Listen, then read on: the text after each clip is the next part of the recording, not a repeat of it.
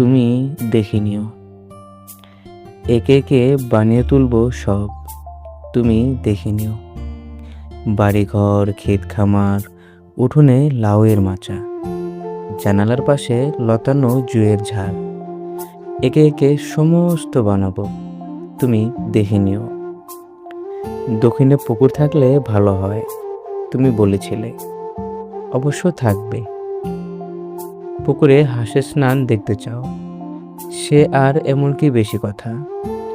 সাদা ও বাদামি হাঁস ছেড়ে দেব, যা চাও সমস্ত হবে।